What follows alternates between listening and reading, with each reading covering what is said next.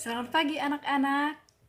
Oke, Ibu harap di masa pandemi COVID-19 ini kalian dalam keadaan sehat walafiat. Oke, anak-anak sekalian, pada saat ini kita akan mempelajari tentang fungsi organ pernapasan pada manusia. Nah, anak-anak sekalian, tujuan kalian mempelajari tentang fungsi organ pernapasan pada manusia. Yang pertama, agar kalian bisa mengetahui apa saja yang merupakan bagian atau organ pernapasan pada manusia. Lalu yang kedua, agar kalian bisa mengetahui fungsi organ pernapasan pada manusia.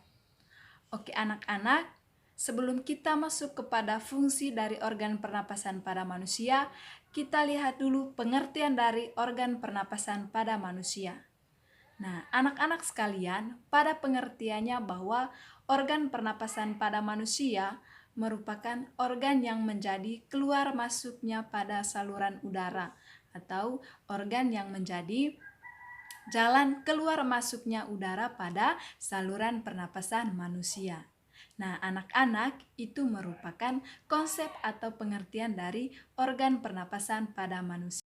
Bagian-bagian serta fungsi dari organ pernapasan pada manusia. Yang pertama yaitu hidung. Nah, hidung berfungsi sebagai alat pernapasan dan salah satu panca indera manusia, yaitu indera pembau. Hidung terdiri atas beberapa bagian, yaitu lubang hidung, rongga hidung, dan juga ujung rongga hidung. Lalu yang kedua yaitu faring. Faring merupakan persimpangan jalan masuk udara dan juga makanan. Nah, faring ini berfungsi agar udara yang masuk akan dihangatkan dan disaring terlebih dahulu sebelum bergerak menuju ke trakea. Itu merupakan fungsi dari faring.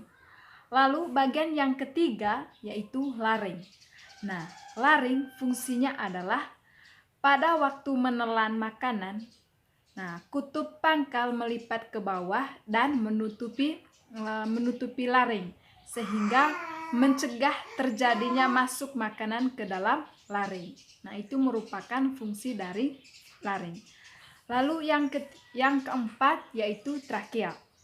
Nah, trakea atau merupakan batang pernapasan adalah bagian organ pernapasan yang mempunyai bentuk seperti pipa dan juga mempunyai panjang sekitar atau kurang lebih 9 cm.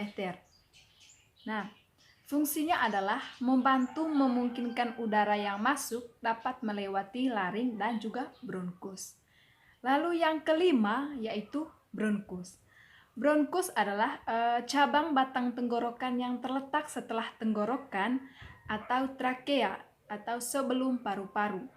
Fungsinya adalah sebagai jalur keluar masuknya udara. Nah, di bronkus inilah jalan masuk keluarnya udara menuju saluran pernapasan pada manusia. Itu yang kelima. Lalu yang keenam yaitu bronchioles. Nah, bronchioles adalah cabang dari bronkus. Nah, fungsinya di sini adalah sebagai penyalur udara dari bronkus ke alveolus dan sebagai pengontrol jumlah udara yang didistribusikan melalui paru-paru dengan dilatasi dan dikonstruksi. Lalu yang ketujuh yaitu alveolus. Nah, pada bagian yang ketujuh ini yaitu alveolus. Nah, dia menjadi saluran akhir dari alat pernapasan pada manusia yang berupa gelembung-gelembung udara. Nah, itu merupakan alveolus. Lalu bagian organ yang kedelapan yaitu diafragma. Nah, diafragma di sini merupakan jaringan otot pada organ paru-paru yang memiliki kubah dan itu menjadi langkah awal pernapasan dimulai. Nah, fungsinya di sini adalah ketika kita bernapas, udara diafragma akan berkontraksi, mendatar dan ditarik ke bawah sehingga ketika bernapas maka disinilah jaringan otot pada organ-organ berfungsi. Lalu bagian yang terakhir atau yang kesembilan dari sistem organ pernapasan pada manusia yaitu paru-paru. Nah, paru-paru ini merupakan alat pernapasan yang paling utama pada manusia. Nah, selain pada organ pernapasan ini merupakan sekaligus atau salah satu organ yang terpenting pada kehidupan manusia. Karena tanpa organ ini manusia tidak akan bisa bernapas dengan baik. Oke, anak-anak sekalian, itu tadi merupakan pengertian serta fungsi dari bagian-bagian organ pernapasan pada manusia.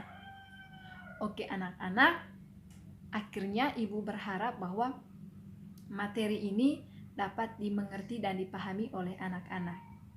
Dan anak-anak sekalian, untuk kali ini pembelajaran kita sampai di sini. Semoga apa yang dipelajari hari ini dapat bermanfaat. Sekian dan terima kasih.